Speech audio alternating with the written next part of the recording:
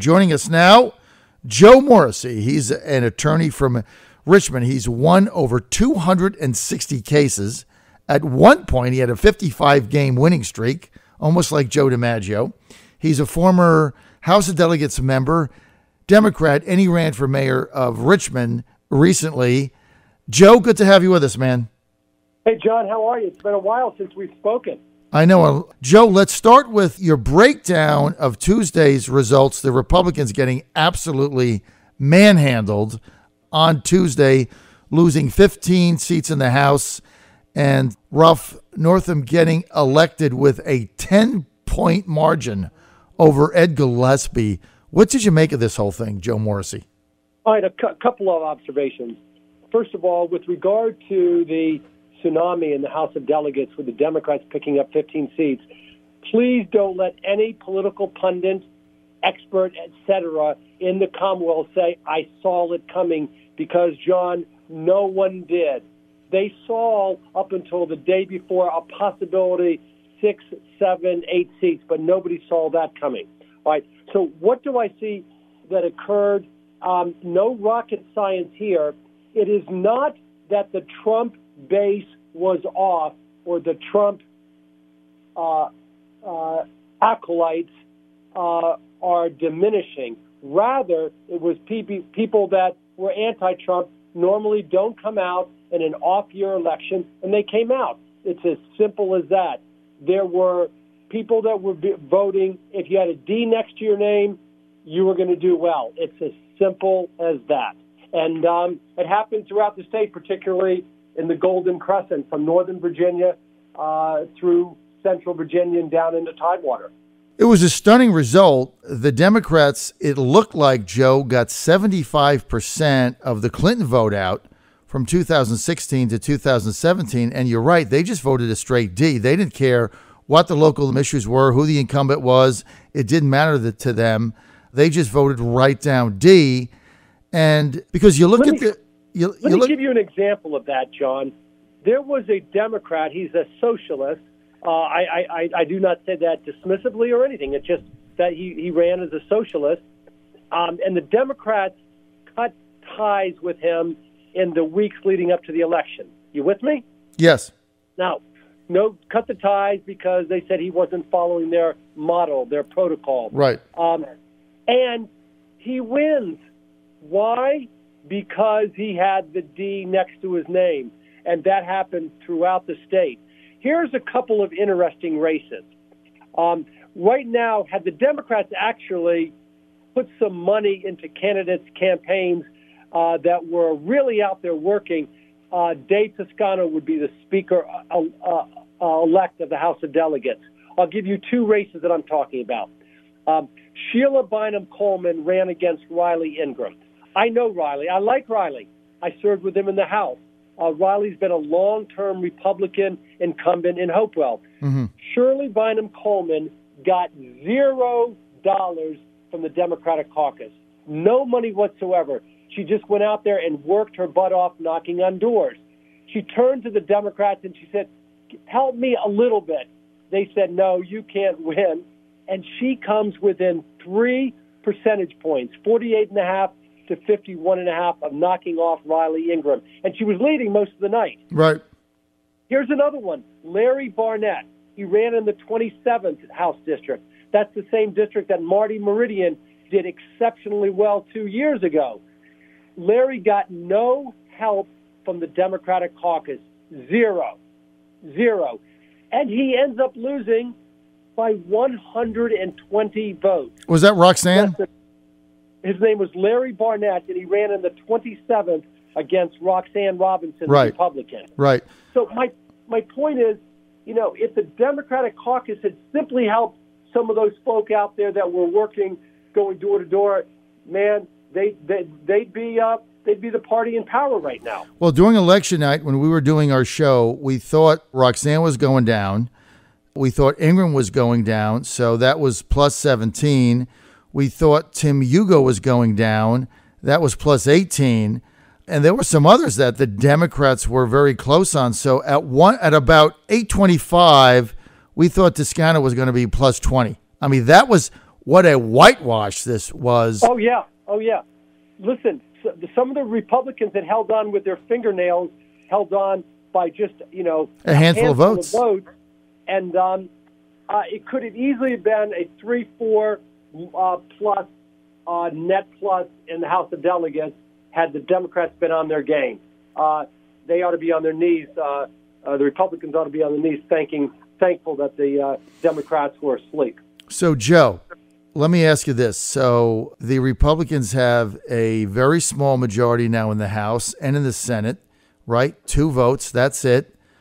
What's going to stop Ralph Northam from offering administration jobs to some of these Republican delegates in swing districts at $130,000, $140,000, $150,000, where if they take the job and then they retire, they make 80% of their salary in the last 36 months as far as a pension is concerned. Do you see that happening?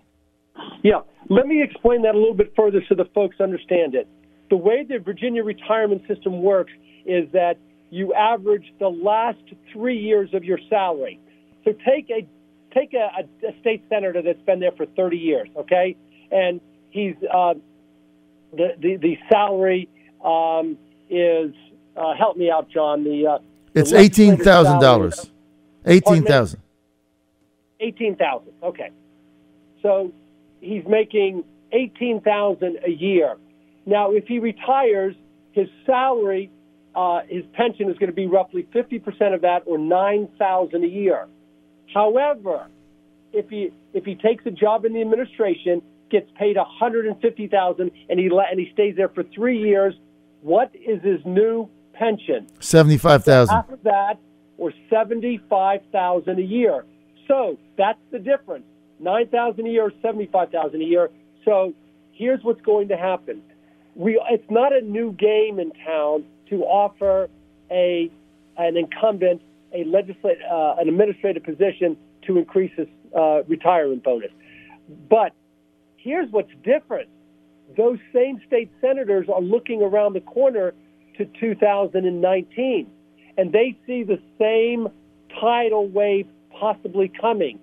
So there's a lot of folks on the Republican side that are thinking, wait a second, I might jettison my position now, go into a Democratic administration, pick up $65,000 a year in pension, and swing the tide in favor of the D's in the Senate. A very, very likely possibility. Yeah, that is exactly what we think is going to happen. Okay, Joe, very quickly, Roy Moore, Alabama, you've been a prosecutor. Now you're on the defense. What do you make of this thing quickly? Very quickly. It's not just in politics, but it's in the entertainment industry. People are coming forward that have been abused emotionally, physically, etc. Here's what I see happen. The guy had an 8-point lead in a conservative state. Now he's down by 3 or 4 points. Enough said. The allegation is sticking, and if we're going to, if in the next week or so, if that number doesn't start to edge up again, then Moore will lose. Yeah, he's a dead duck. Yep. Yes. I think that's going to. I think you're right. He's, the Senate then becomes even more of a topsy-turvy entity. Right. Okay, Joe, I got a couple more minutes. I wanted you to expound on a legal case that you're working on, because I think it's got very broad ramifications. We were talking about it on Friday. Can you share that with our audience? Well, I can. That was a murder case that occurred a couple of weeks ago in Henrico County in Shannon Taylor's office. And the defendant was charged with first-degree murder. And he was acquitted, which is not to say that, great Joe, you got him acquitted. I'm not saying that. But here's the problem, and I'm seeing it a lot in Henrico County.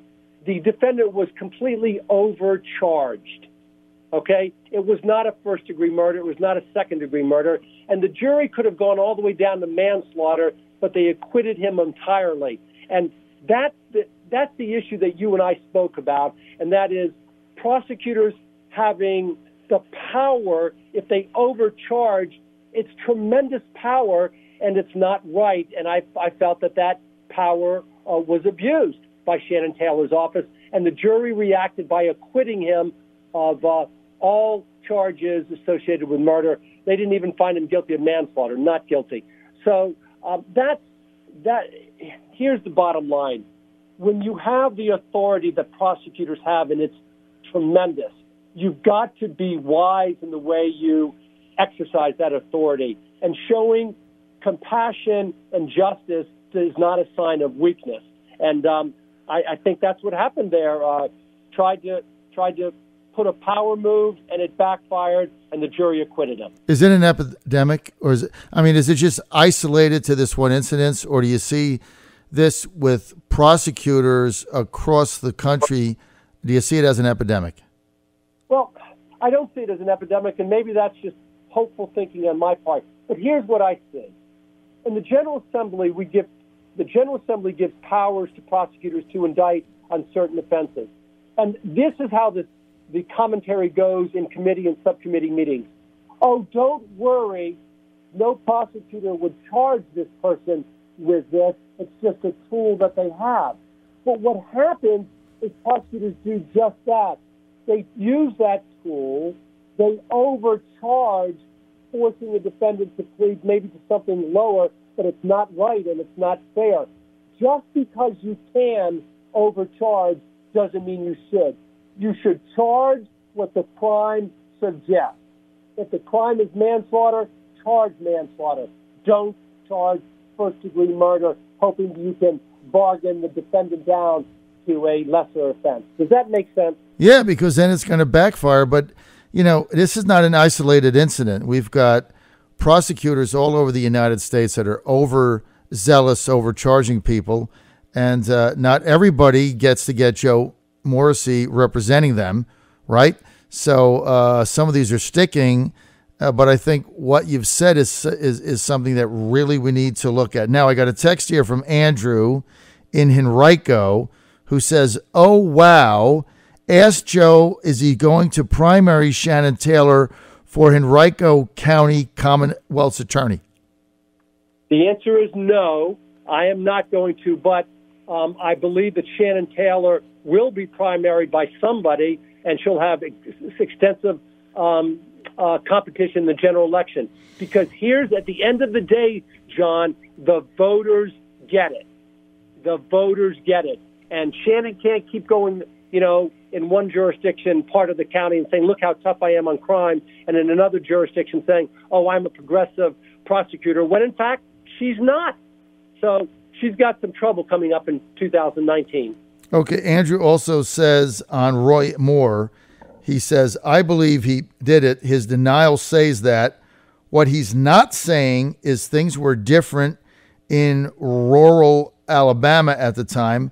Folks were having kids and starting families at 16 and 17. It's not excusable, but it probably happened more than we'd like to admit. Joe, I've got about a minute and a half. One thing that really bothered me about this whole thing with Roy Moore is I didn't find his denial convincing enough. And it's really stuck in my throat like a chicken bone, because if I was accused of something I didn't do, I would have gone absolutely crazy. I mean, I would have called everybody up, every media, and I would have been like, this is just a lie. It's completely false. And this is crazy. He didn't really do that. He called it fake news. And then he said it was a long time ago. I mean, is that just me? No, it's not you, John. What you're saying is this. If you would have expected a more aggressive denial, and you didn't see that. And Andrew, who was texting, is very prescient. He's correct. And I think, John, what you're saying now is what a large body of the electorate is saying. That's why he went from 8 up to 4 down, a shift of 12 points in less than a week, because other people were probably saying, if it didn't occur, I would have expected a more aggressive denial. Okay, we're on the same page on that. Thank you for validating my view on that, Joe Morrissey. We appreciate it. Hey, Joe, if people want more information, where do they go? Listen, go to my website, call my law office. A lot of folks call in. We just give them free advice, and but we help other people get their civil rights restored, and we do it for free. So anyway, call us, and if we can't help you, we'll certainly refer you to somebody that can. AttorneyJoeMorrissey.com, AttorneyJoeMorrissey.com. Hey, Joe, thanks for being with us. Thanks for the insight.